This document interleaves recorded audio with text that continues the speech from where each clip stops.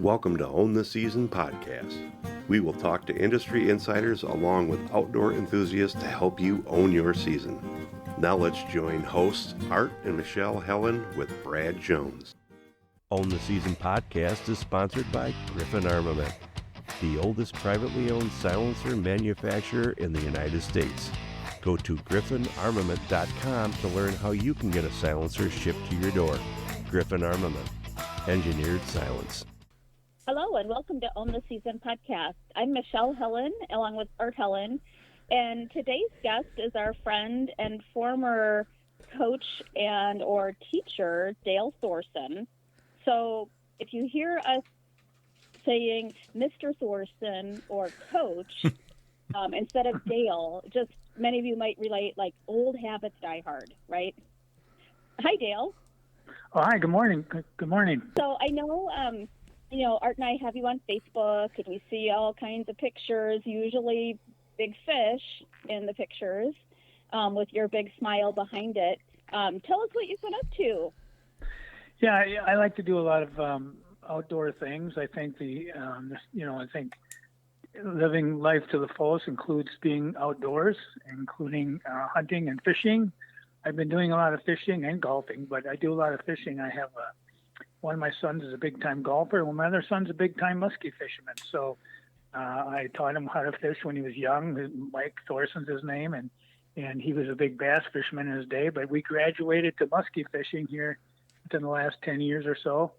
And so I've been doing quite a bit of muskie fishing across different areas and having some success. Yeah, I guess. You just had a monster. I think you joined the 50-inch club. What state were you in? Well, we do quite a bit of fishing here, with quite a few lakes here in Wisconsin. We actually, I did catch a 50 inches. Was my goal since I've started muskie fishing in 2012.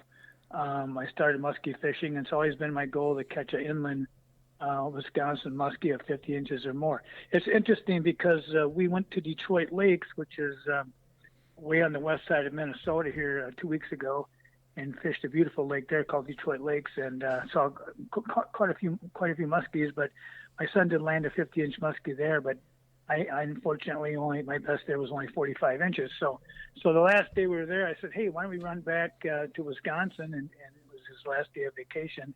And let's chase some muskies there. So we came back to Wisconsin, and I fished quite a few lakes in Wisconsin, but I was on the Madison chain and did land a 50-inch muskie. That's awesome. Congratulations. Yeah. So we like to fish quite a few different lakes here in Wisconsin, but in this area we like to fish Castle Rock, Pete and Well, Little Green and Big Green, and then Sauk area, and then all the Madison chain lakes, and so I find out like hunting, like bow hunting. There's a time of year to fish muskie here in this area, and I really look at July and August and early September as being really some of the best fishing for muskie. So that's why I hit it hard. I tend to play golf with my other son in May and June, but then switch over to muskie fishing later on. Nice. And like you said, kind of like bow hunting, and I don't think people realize the similarities between hunting and muskie fishing, and especially those big fish compared to big deer, because a lot of it is the topography, the food sources, the time of year, like you said, and with a deer, it's what are you doing? It's a different food source. It's a different thing. Where the same with your muskies is, you're probably not throwing the same bait on each lake or all the time throughout, that July, August, September. You're probably switching from one type of bait in July to something completely different in September. The same thing, just like a deer is going to change its food source, and they're going to change the topography because of cooler temperatures, just like those fish are going to change because of the warmer water temperatures to the cooler temperatures. And so I believe there's a lot of similarities there. And so if you're good at one, you're going to be good at the other. Yeah, I find out too. Weather is a huge factor. In fact, I have deer cameras out, Wi-Fi cameras that show me pictures. And when the deer are really moving, I find that the muskies and fish are moving as well during those same times.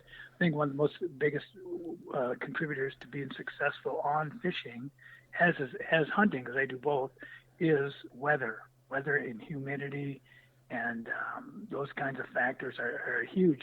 Wind, direction.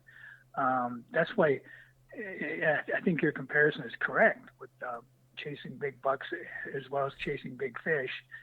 You only get a crack at those certain opportunities, and you have to take advantage of those opportunities when those come up, whether it be time of day, whether it be a day of the week, or weather related. It's really important to be on the water during that time. Right. And, so I think you're exactly right, Art. That and the other thing I want to point out too is you have to chase big bucks and you have to chase big fish. First of all, they have to be in the area that you're fishing or hunting. So when I chase a big muskie, I know they're in certain lakes. So there's only a certain number of big fish in a lake population. So sometimes you can go to a lake and catch all kinds of 36-inch muskies. And some people like doing that, which is great. But I actually try to target bigger fish and I also go by moon time. And fishing as well as hunting, they're both related. The moon time has a big impact on your success because those big fish tend to bite on the moon. That makes sense. Yep. So yeah, and I think you're right. It's there's all those similarities, and if that big deer, it's if I go out and do a land management consulting job or something, I tell my clients all the time, you got to understand, you can't grow a 5-year-old deer in 1 year. It takes 5 years to get to that point. And it's just like the fish. And so, it's the hunting that or the fishing for that. If they're not in that area, then you're not going to do that. You can't shoot a 200-inch deer if the biggest deer on your property is 100 inches. It's never going to happen. Yeah, exactly. And same thing with muskie fishing.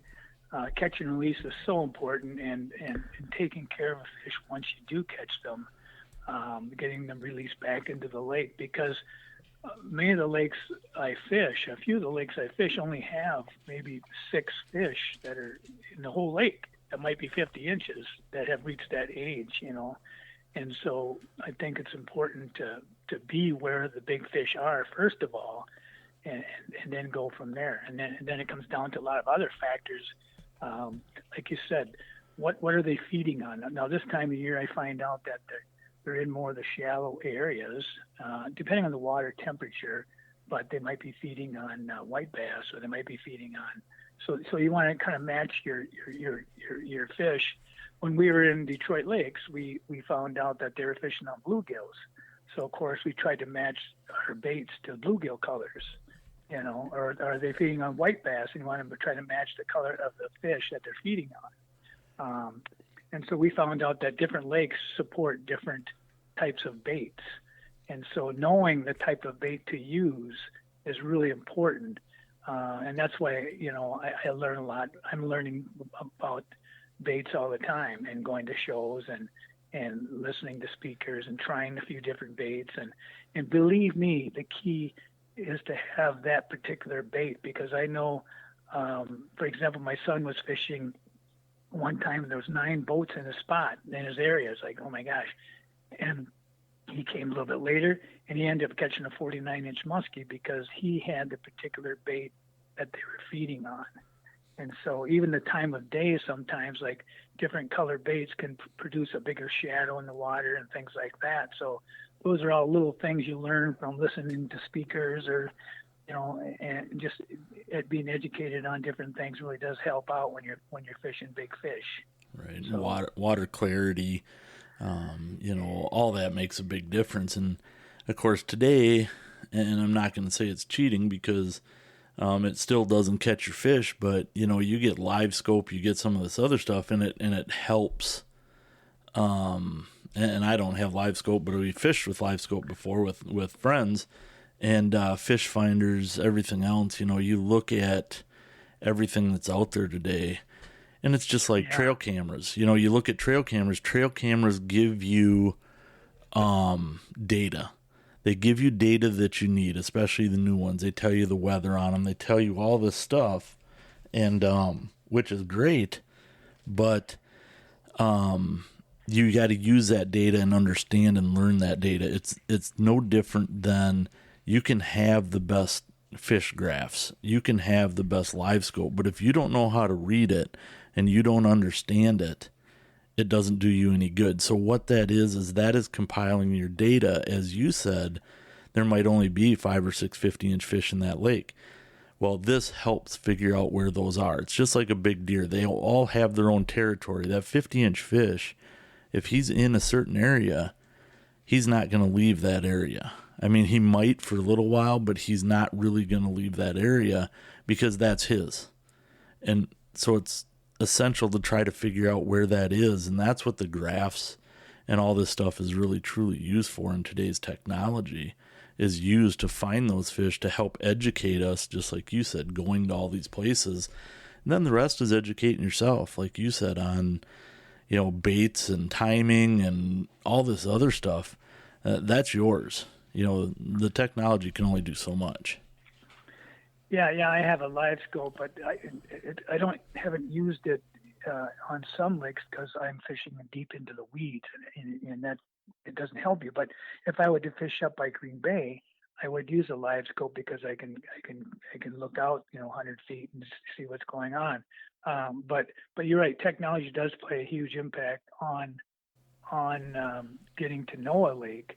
I also find out there are spots within a spot. So if you have a spot that you're fishing and muskies are in there, there's also a spot within that spot where the big fish might hang out. And that's kind of important to get to know where you're fishing. And then I'm always learning. My son actually teaches me a lot. I learn from other people and just absorb information, because I think the key to being successful, whether it be hunting a big buck or fishing a big fish, is having a goal that you really have to have a goal of that you want to achieve. And I've always been very goal oriented. Back when I was being a coach, when I was a coach at Dodgeville, I always help young people set goals, and I think that I set goals myself, and so I worked to achieve that goal. It took me, since 2012 to catch a 50-inch inland muskie, and I've caught a lot of 48s and 49s and so on and so forth, but I finally cracked that barrier because I just kept wanting to achieve my goal. So I think, and that what makes it fun. It makes it fun having these goals, and I think that knowing and learning from others and talking with people. I know a collection of muskie fishermen, and we all talk. We're online. We support each other. We learn from each other.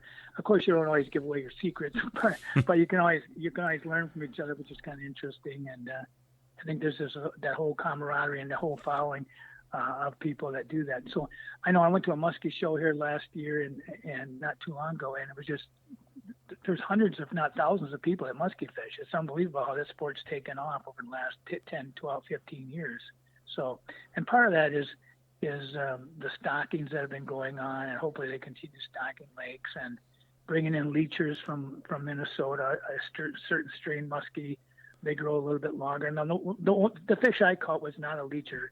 It was a regular inland muskie, Wisconsin muskie, but the leecher strains do grow longer. They have those in different lakes in Green Bay and so on and so forth, and they do grow bigger. So it really sounds like you're like a student of the sport, right? Continually learning and going to the seminars, and you've got your kind of network group and stuff too. I think that's important too, and for people to continually improve in whatever they might be doing. I too am like very interested and pay attention to like the moon and how the moon is maybe impacting wildlife activity, whether that's fishing or hunting. What do you notice makes the most difference? Are you looking at like moon phase, or are you looking at underfoot, overhead? Yeah, I just look at moon phase, and for example, I was out on the water. A lot of people had already quit fishing. It was like 10 o'clock in the morning, but that happened to be a moon phase, and so I fished the moon phase, and I saw actually this is going to be so incredible, but I saw 15 muskie during that moon phase, and in 2 hours later, it was done, and I, I didn't see another fish. So I'm not saying that, but I just personally feel like moon phase is an important time for me to be on the water if I can, if it works out in my schedule, with work and so on and so forth. But yeah. So you like full moon, like waning or thing? What do you? Yeah, full moon. Yeah. Yeah. Even during times of the year when I'm planning a vacation, my son's like, Dad, he looks way ahead. Now we have to plan our vacation. That's a full moon, and so we need to be out in the water during that time. So even with we're planning vacation, sometimes we'll work around the moon phase. So even like a family vacation, if we can sneak in a little muskie fishing and look at the moon phase, it's full moon it's really important part of the fishing, the concept of catching fish.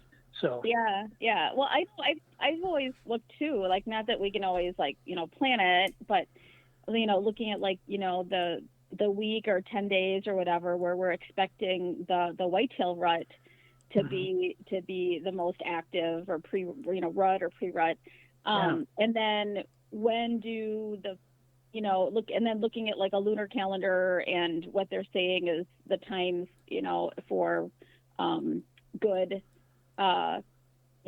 excellent activity, which is usually like a combination of moon phase and underfoot, overhead, moonset, moonrise kind of times. And then are those falling during hunting hours? Yeah, right. We can't like fishing. You can fish at night, if you really want to. People do, yeah. But we can't, So it's like when are all of those factors going to collide? During, between the, last week of October and the, 12th of November, or whatever, are we going to have a good moon phase? And are those, times going to be during hunting hours, and not in the middle of the night? And then that's when, you want to be in the tree stand. Make sure your butt's in the stand, if you can. Yep. Right. Yeah, so getting back to fishing, Art mentioned a little bit about the clarity of the water, and that's a huge factor. Even where I fish, the wind sometimes will be a factor. It'll blow in lots of dirty water into a certain part of the lake, and so I find out the fish can't really see your bait, and so that's a factor. Then having water that's too clear can be a factor as well in certain lakes where they can see it and you're using a bait. So I think water clarity, like stained water, is always good fishing, but not dirty water. So and that way I find out if you have a bait. We're talking about bait selection. If you have a bait that makes a little bit of noise, and there are new baits out now that do that, so I find out that can get the fish moving too. A bait that makes a little bit of noise, especially if it's got some dirty water, where they can't see it. Right. So, yeah, the wind direction, and same with hunting. Wind direction is huge. But the same with fishing. If the wind is blowing dirty water in, if there's a little bit of chop, that can improve things. But that has a factor. That's a factor on fishing muskie as well. So. And so I do keep track of baits. I go to the shows, and these there's some really good baits that come out, and it doesn't hurt to spend a little money and buy a few of those baits. You'll find out that when somebody's using the same old, because fish sometimes see a lot of baits. They're pretty well, just like hunting. Those big bucks learn right away what's going on if somebody's in the territory and things like that. The same thing with fishing. They've been caught before, or if they see a lot of baits whizzing by them, sometimes it might take a little bit different bait to draw their attention, and that's what things different about fishing muskie versus pike. A muskie's pretty smart. They've been kind of trained, and so that's what they call a follow. They'll follow it to the boat, and where a pike usually will nail it, out in the water somewhere.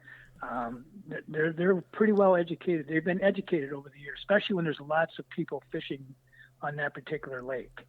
So the competition is huge, you know, and so there's so many people that, you know, there's guides that you can hire, and they're taking clients out in that lake every single day, you know. So there's quite a bit of competition.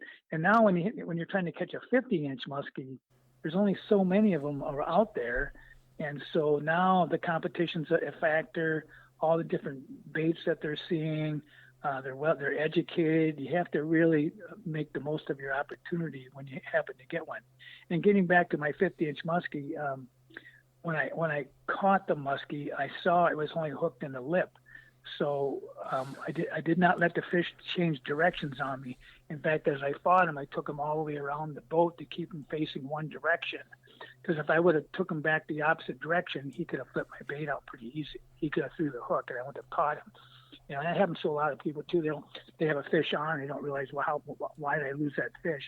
And so if you allow them to jump out of the water, if you switch directions as you're bringing them in, you could lose that fish because you can shake the hook out of his mouth. So how they're hooked is a factor too. So I actually took him all the way around the boat, around the back of the motor, all the way around the other side, and actually caught him on the way on the other side of the boat. So when those muskies sometimes follow too, I caught a muskie just the other day who I did 4 figure eights, and he bit in the 4th figure eight by the boat.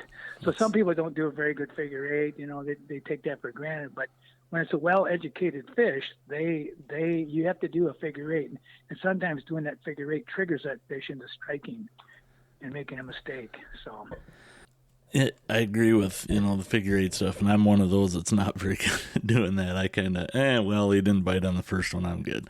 And yeah. then I look down at the water and I go, shit, look at that fish sitting there staring at me. I'm like, that's a good one too. Yeah. Well, but... and I really suck at figure eights, and I really struggle with my height. Like I'm not tall enough to get the rod tip down to do that. So I'll try, and it's horrible. And then I'm sure I'm feeling okay, got one done, you know, because sometimes I'm in a position in the boat where I'm not high enough to do it. That's a good point. In fact, you know, when I first started muskie fishing, I used an 8-foot rod or 8-6-foot rod, and found out that I'm not that good at figure eights. Well, here that my son was using a 9-foot 6-inch rod, and where he could reach out further and do much better figure eights. So now I own longer rods, and so having the right equipment is a factor in muskie fishing. Is you know, you're right though, being shorter would be more difficult to do a figure eight. But if you have a longer rod and you can control a longer rod, it's much easier to do a figure eight with the proper rod size. So having a longer rod does really help with that. So, and then having the right kind of leaders sometimes can be a factor too, whether it be personally, my son makes his own steel leaders, so we use steel leaders. We have, and they work with the bait the best too. Keeping that bait looking like a real bait with the proper leader is a very important part of that too. Trying to make it look real and having it run real like a real fish does. Right. So some people don't realize that when they use leaders too. You have to be careful what kind of leaders you're using. Right. Now, back to, you know, a little bit of this bait and the bait selection and stuff, you know, without giving away too many secrets, I guess there's 2 parts to this question. One, talk about, you know, the changing of the year and if you're using more of a, you know, jerk bait or a diver bait, spinner bait, you know, bucktail. Are you changing those throughout the season? Do you use, you know, is there one different for different circumstances? And, you know, after that, tell us about sharpening hooks. Yeah. You got to, well, just a quick answer to your hooks. You got to have your hooks, having a hook sharpener in your boat, in your tackle box is important, because even when you're snagging things, or if you're catching a couple of fish or whatever you're doing, you're going to lose fish if you don't have sharp hooks. So make sure you're sharpening those hooks, you know, every so often, because that's a really important part of catching fish. Because some of those fish nip, what I call nipping. And kind of like a muskie where a pike will just absolutely destroy your bait. A muskie sometimes will kind of nip it to make sure it's real, you know. So when they're nipping, you want to make sure you have sharp hooks, otherwise you're going to lose fish. And so, sharpening hooks is very important. Bait selection is very important. Different times of year. Top water is a fun way to fish. Having top water and different kinds of top water. There's slow moving top water. There's fast moving top water. There's loud noise making top water. And so I find that that the type of top water I use, I like to use it early in the morning or late at night, or, late at dusk, because it seems to work better during that time. And so cloud cover is good for top water as well. And so sometimes the big fish sometimes like a slow moving top water, like, it goes side to side, or one that moves real slow. And they've come out with some new top water baits in the last few years where they just move real slow. And so sometimes they like a fast top water, depending, but I find the big fish seem to like those slow moving top water. And so, if you need to fish deep, like in this area around June, fish are a little deeper. They're sitting kind of deep. They haven't really moved out into the, weed growth is a huge part of muskie fishing. What's the weed growth like? And so if the weed growth hasn't been that great yet, it's early in the season, you want to be using small baits because, you're trying to match up what the fish are seeing and feeding on. Of course, a lot of the bait haven't grown very big yet, so small baits seem to work best in early season. I tend to like to use rubber. There's lots of different kinds of rubber bait. There's bulldogs, there's medusas, there's many different types of rubber baits. I like to use rubber baits to get real deep and go after them on the ledges and things like that in deep water. You need to get rubber. You need to get down there. Bucktails are probably the most popular bait that people use. And so, fishing bucktails is always a good, but then the color of the bucktail is important.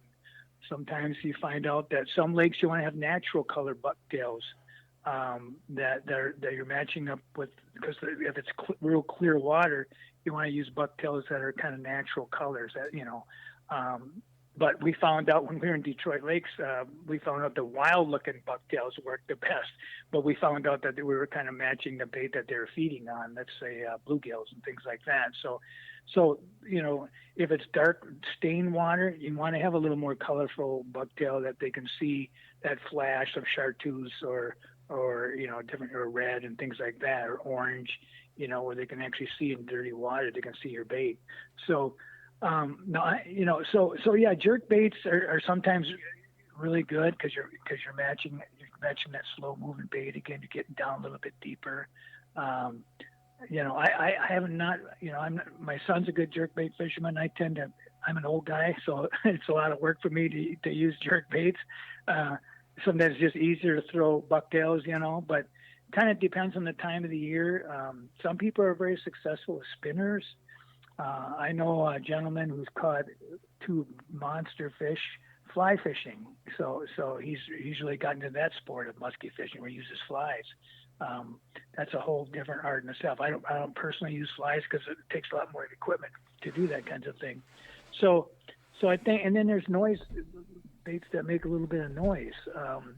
And so I find that when you have a bait that makes a little bit of noise, it can really seem to aggravate the muskie or get them going. So it really kind of depends, like you said, time of year, what are they feeding on, what's the clarity of the water.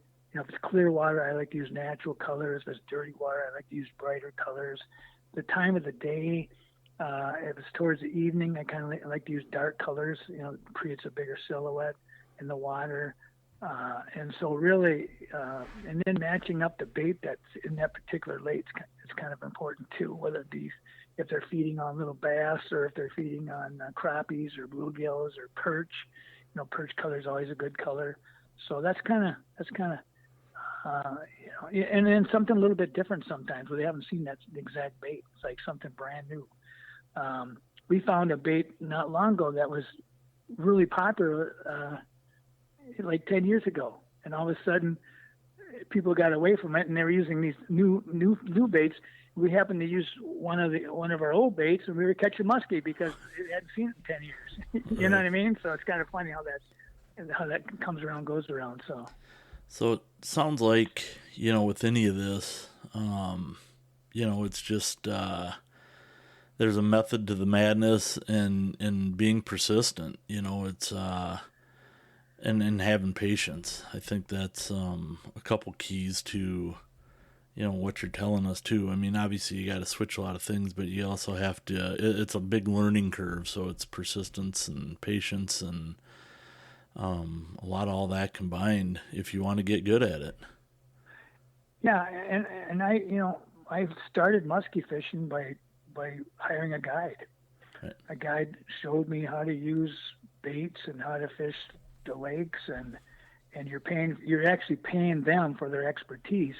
But I look back, it's a good thing I hired a couple guys early on when I was first starting, and they kind of showed me the ropes, and they showed me what works and how to fish and how to do a figure eight and what equipment to use, and so you're paying for their expertise. But I don't hire guides now, but they really did show me the ropes. Or if it's a new body of water, and so sometimes hiring a guide, you can learn a lot. And then you can set a goal for yourself to do something on your own. But there's just no better way to spend some time than fishing. And so, but muskie, like I said, we graduated to muskie fishing. I started my three boys out on bass fishing, and then we graduated to catching pike and things like that. But then we eventually had those goals of getting something really big, and we found out that muskie fishing was like exciting. It's like shooting a big buck. I would say getting a 50-inch muskie is like shooting a 180-inch buck. 180 to 200-inch buck. It's just the same kind of excitement, the same goal setting, and so on and so forth.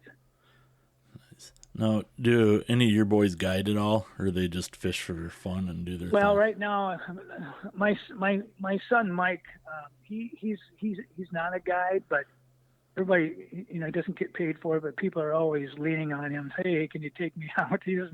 And so he actually placed in the PMTT last year, made money fishing muskie. But recently he just had a young son, so he's kind of taken off the market a little bit. But he doesn't fish PMTT this year because of his new baby. But he's quite the fisherman. My son Mike's quite the fisherman. He's well known in this area. He's been asked to guide, but he just doesn't have the time or the equipment right now to be a guide. He doesn't have the proper boat and things like that. But he'll probably do that down the road. He's just right now he's just too busy and doesn't have the right boat and things like that. But he certainly could guide. But yeah, I actually learned a lot from my son Mike. He studies it. He's just like he's always studying the fishing and so on and so forth. He's been very successful. He's had summers where he's caught over 100 fish in one summer. So he's very, very good at it. He's caught a 50. He fishes Green Bay area too, but he's caught a 52.5, a 51, 450s. He's caught a lot of big fish, so That's crazy. he's good at it. Yeah, we're hoping. I think we go. The 26th, Michelle? I think we head up to Green Bay. Yeah. Yeah, so we're heading up the 26th here of August, which actually this might air on the 26th, or it's going to be the 26th right after, but I think this airs on that day, and we're actually going to be heading up muskie fishing. So, it's in Green Bay is a whole different animal. We've muskie fished all over the state here too. I do a lot of bass and walleye stuff. I like to do my muskie fishing on and off, but because I had such a slave driver of a wrestling coach, my poor body isn't what it used to be, and so I have a hard time casting all day long. But yeah. Yeah, my sons always say their buddies. We were fishing with two of his buddies up in the Detroit Lakes, and one was 29, one was like 32, and a couple of them were sitting down, and I'm standing there casting for 12 hours. They're like, "How does a 7-year-old man do that?" Yeah.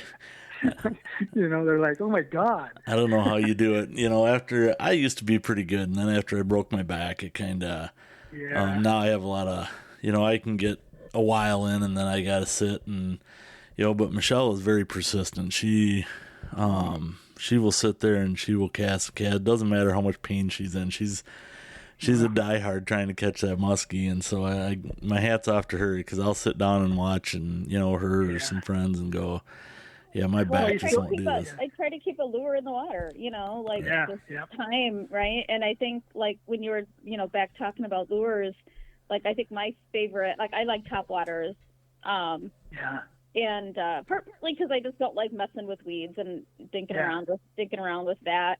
I kind of like the sound. I like the noise, the noises, and just sitting out there, you hear this little flip, flip, flip, flip, flip, flip, or something. And the other thing I think about, you're talking about the different types of lures and what might work and things is, we fish a lot with our friend John, and so what I learned from him, I mean, other than like he also will look over and he'll say, he's a really good teacher. He'll look over and say, you're working that lure really nicely, or whatever. Or he'll say, can I give you a suggestion? Yeah. And he'll give me advice.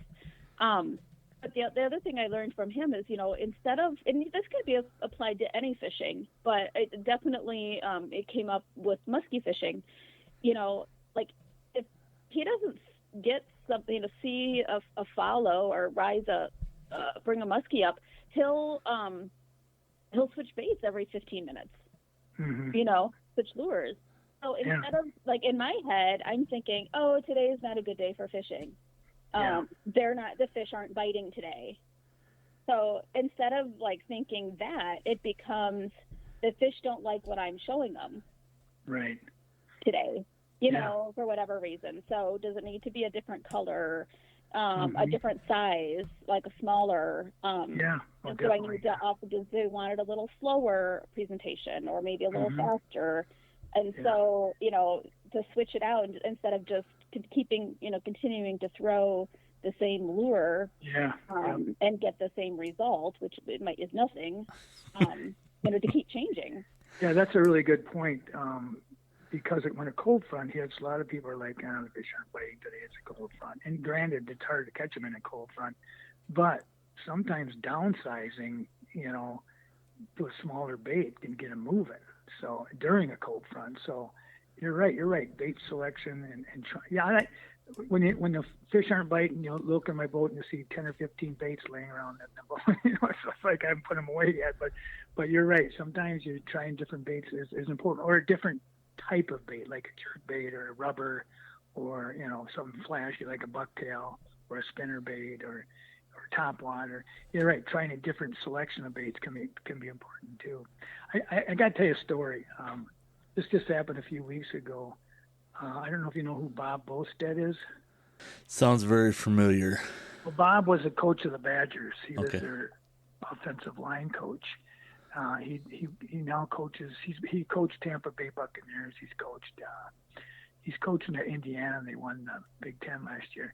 But he's one of their coaches. I think he's one of the assistants. I think it is offensive line. But he's from Partyville, which is where I live right now. And my neighbor, his name's Tom.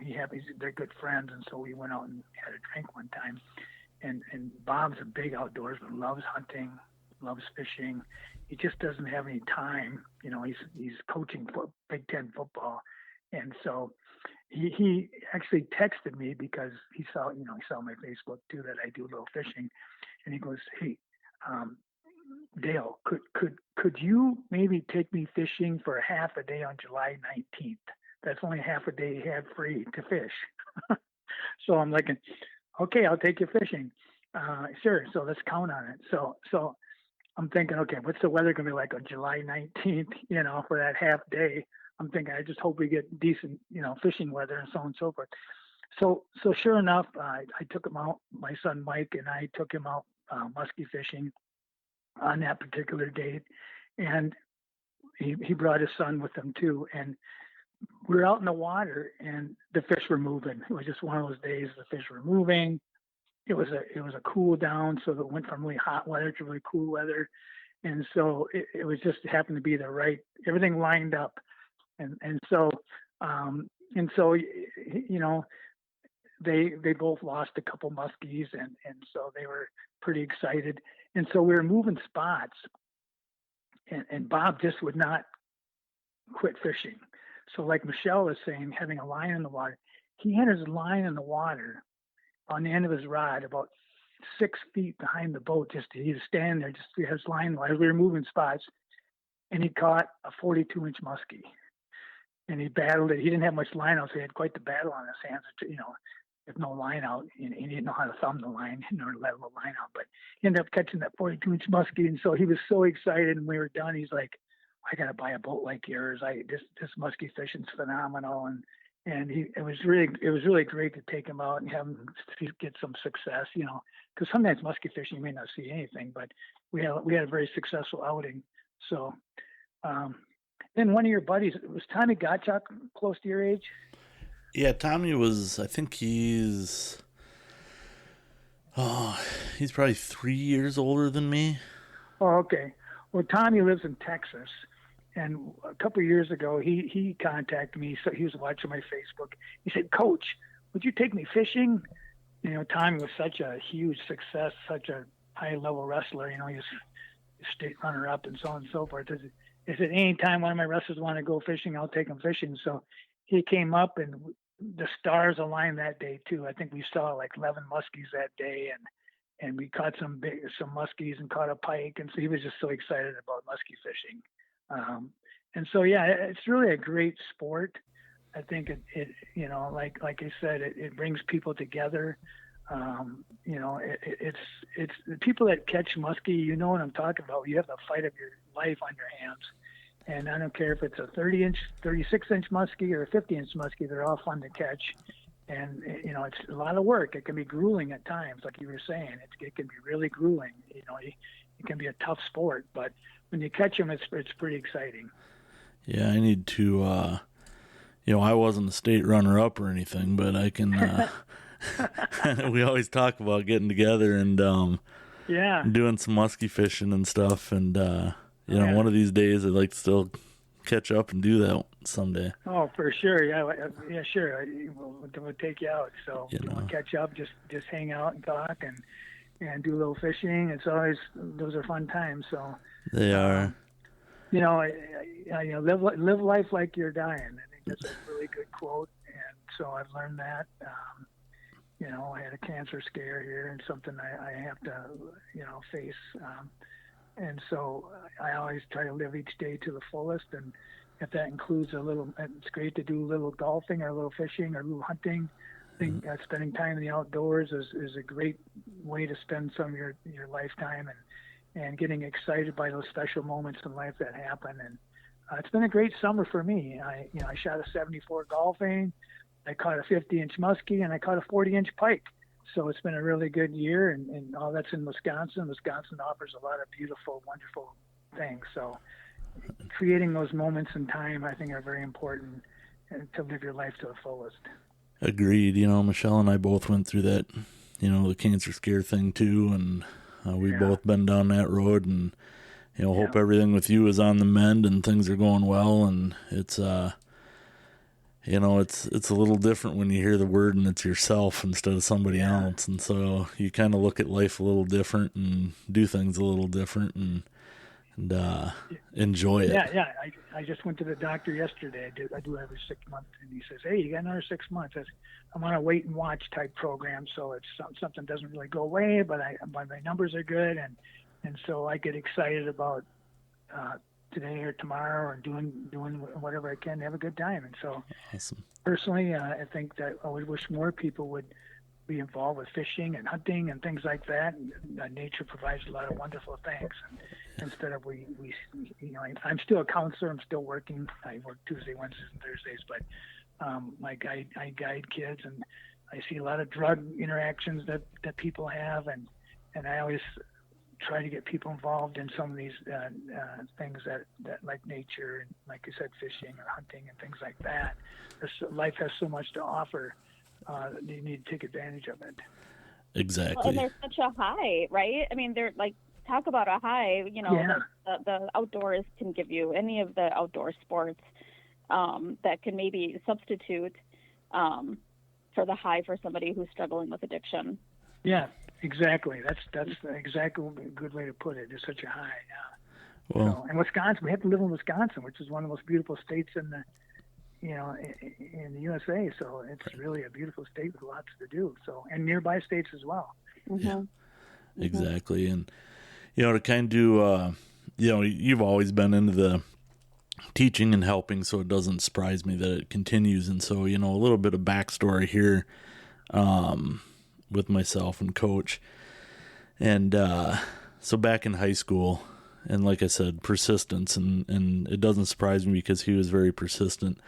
I was a weightlifter. I was a football player, track, things like that. And I believe it was our junior year of high school. And I was kind of, as a basketball player, I wasn't bad, but I was more, I would run over the next guy instead of, stopping him. If they stole the ball from me, I'm like, this just isn't good. So I had a lot of fouls on me, let's just put it that way, that I committed. And so Coach, I think, saw that, and he's like, we didn't have a heavyweight wrestler.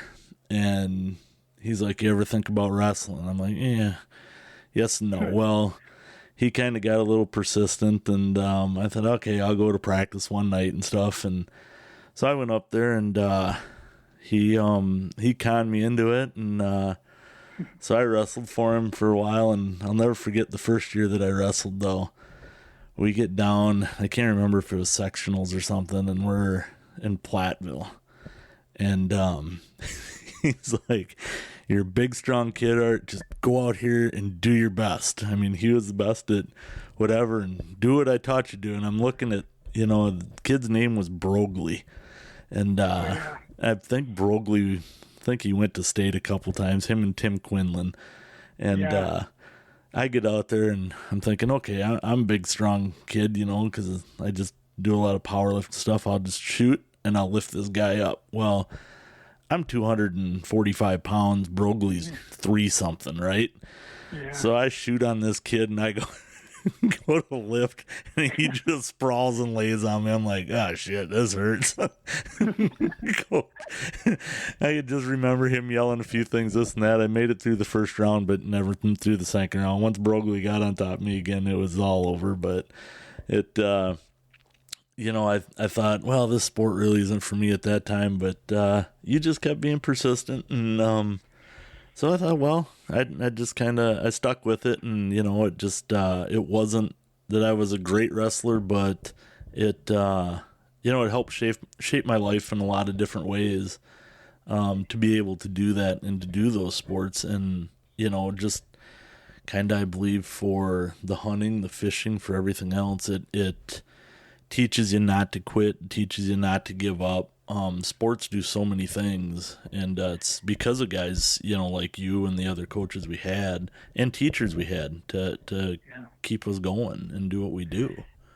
Yeah, those wrestlers of the 80s were such hard work, and I always said you can outwork people, Art, and I think you and Michelle are good examples of how hard you work to make your business a success, and how you've become such a success just because you work hard. So that hard work ethic is so important, that you can achieve so much if you can outwork people.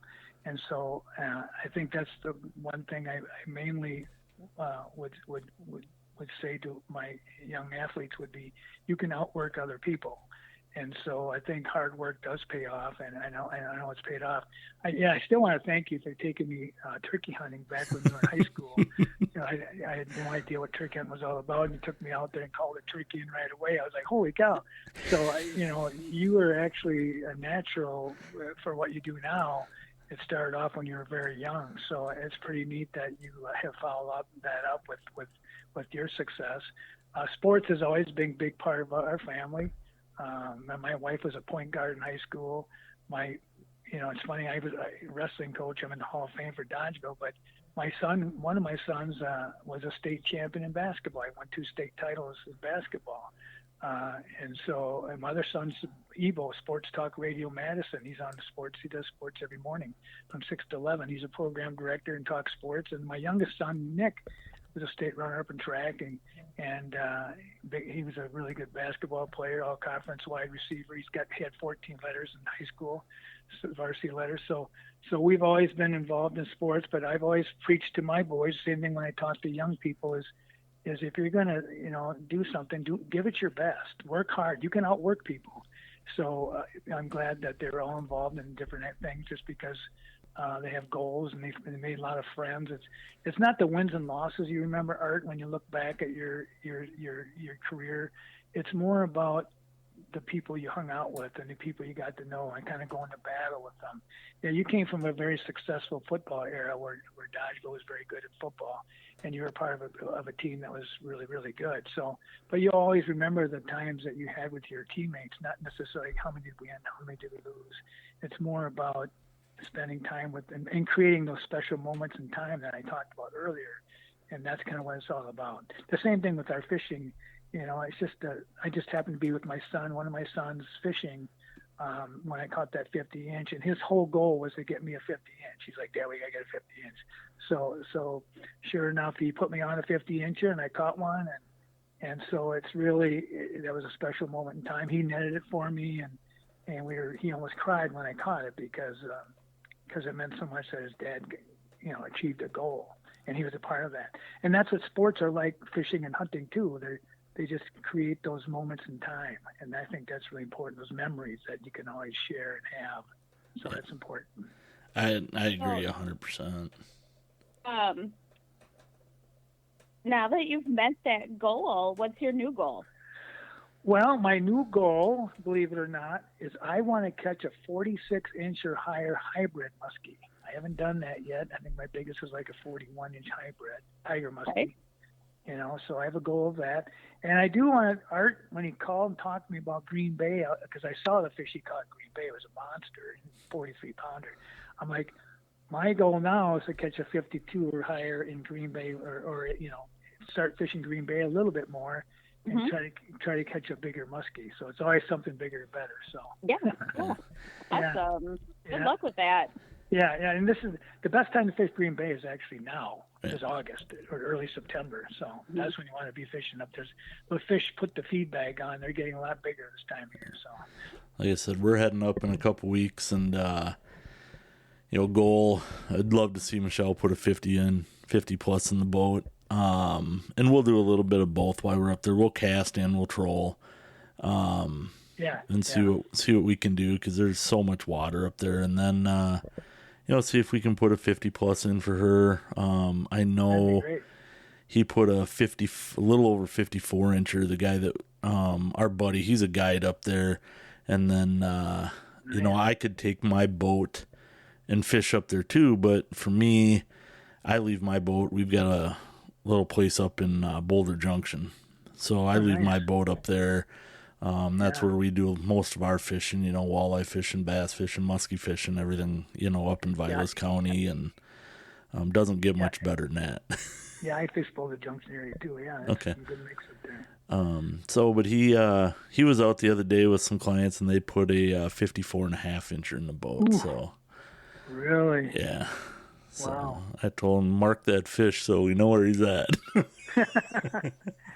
Yeah, the guy that took me, Jeff Van Remore was his name, but he took me, he guided my first muskie trip ever way back when, but he just caught a 56-inch and set the new state catch and release record up in that area. So, the big ones are up there. So, yeah, I'm going to graduate to that area. It's just harder to get up there as often as I'd like, So, and my boat's not quite. I have a 1775 Lund, but there's no wind. It's good on Green Bay, but if it's windy up there, my boat's not good enough. See, and that's where I'm at too. I've got a Lumacraft, 17-foot Lumacraft, wide deep V, and it's a great boat if there's no wind and it's nice. But man, if all of a sudden that comes up and you got those 4-footers out there. Yeah, that not happening. No, it's not happening. Yeah, that's exactly right. So, So, yeah. and he runs a big, he runs the biggest deep V Ranger that they have with a 400 horse on it, and so I'm just wow. like, and we've become very good friends. So sometimes it's like, I don't have any clients today or this day, so you want to come up and just screw around and go fishing. So I'm like, yeah, let's let's do that. So I've learned a lot from him and do that. And then there's other times when it's like, hey, I just want to fish, get to Green Bay and do it. So I call him and say, hey, you got any openings? And we'll do what we do. But it's nice because he knows that we have the equipment too. But it's got to be the perfect day to be out on Green Bay, and I can't do that. So to me, just to pay him to go out there for his knowledge and for his boat, that I feel a lot safer in out there, because they can run a long ways. We were up there this year perch fishing with him, and he's like, hey, the perch are biting at this other spot. He says, you guys want to take a quick run? I'm like, okay, how far is the run? He goes, oh, it's about 12.5 miles from here. I'm like, excuse me? And so he just jumps in, and I'm like, if I took off and went 12.5 miles on that lake, I don't know where I would even be. I don't know where I'd begin. Yeah, exactly. And they know what they're doing. So that's what you're actually paying those guys for, is that knowledge to understand that stuff, and their equipment. You don't have to pay gas for your boat to drag it up there and so on, the wear and tear and all that. It's nice that they can just do that for you, Right, 100%. So, yeah, it's so it'll be a good time. Head up there in a few weeks and see what we can get done. Yeah. Yeah. Well, I always, you've shared a lot of tips and kind of pointers throughout the conversation here. What if you had to without giving away secrets, which we haven't gotten specific about locations, just the bigger bodies of water and lakes, what would you give as your top 3 pointers on how to increase success with muskie fishing? Top 3 pointers. Number 1 would be time on the water. I think you mentioned that earlier. Time on the water is a key. And when I mean time on the water, would be not only the time on the water, but the quality of the time on that water, would be like seasonal or things like the things that we talked about would be time on the water. Number 2, I think, would be the clarity of the water. I think that's a huge factor, would be like the water temperature and clarity. There's times, for example, in southern Wisconsin, you can't really fish the water because the temperature might be 80 degrees or higher, And so you really need to look. I think that's a huge factor, would be the temperature of the water that you're fishing on. And I'll include weed growth with that too. The weed growth is a factor, time of year and things like that with relationship to the water. And the third thing would be, so weather. And the third thing would be selection of your bait, trying to match up. We talked about the bait selection, but trying to match up the bait that you're using with the bait that they're feeding on. I think that's really, really important as to your bait selection. And for bait selection would be color, how deep does it run, size of the bait. And so you can see there's a lot of factors related to the bait, time of the day and the bait. Like I said, top wire would be earlier in the evening. So I think bait selection would be very, very critical to your success, with the different colors and sizes and the depth that you want to run your bait at. So I guess those are 3 that I would mainly give to somebody that was really looking at muskie fishing. That sounds like great advice, for sure. Yeah. Yep. It's taken, and I, like I said before, I'm always learning. So it's something that muskie fishing can change from year to year. Your spots can change from year to year. Your lakes can change from year to year. Weed growth can change, and the type of weeds. Unfortunately, we don't have a lot of cabbage down in this part of the state. It's really nice it's really exciting to fish cabbage versus milfoil. You know, so if so I think that the weeds, the weeds that they're in is critical for success. So the type of weeds that you're fishing. So, but here in southern Wisconsin, it's a little tougher. Governor Dodge is a good place to muskie fish. Right where you guys live, I've caught many muskies there. So, but the water temperature is huge in Dodgeville. This time of year it's going to be way too warm to fish muskie. You'll just kill them if you catch them. First of all, and second of all, it's pretty. It's just not conducive to muskie fishing this time of year. But hey, early season, that could be a really good spot. So it is, and later in the year too. Yeah. Yeah, there used to be. I don't know if she still does, but there was a guide out of the Madison area who took her her own vacation to come out and muskie fish at Governor Dodge in October. Oh yeah. Mhm. Yeah, there used to be some really big fish in Governor Dodge because they were kind of left over. But just so they take care of the fish. Like I said, people are catching them when it's 80 degrees, and they're going to kill those fish, unfortunately. But it's really important that time of year is very important. Yeah, there's a local guide in Madison named Jeff Hansen who takes people to different. I think he takes people to Governor Dodge when they ask him to. Yeah, I don't know if that was the same guide, but he guides the Madison chain quite a bit. So he's really good at what he does. So nice. In fact, he was ahead of me the other day, not too long ago, and he caught 2 big muskies right in front of me. And I was courteous enough to take my boat and follow him from behind. Some people would have cut him off, but that's just not courtesy. Right. But I saw him catch 2 big muskies. Like, oh man, that's right where I was going to fish. Wow. So, like I said, competition on the water is a factor sometimes. So. Right. Yeah. Yep.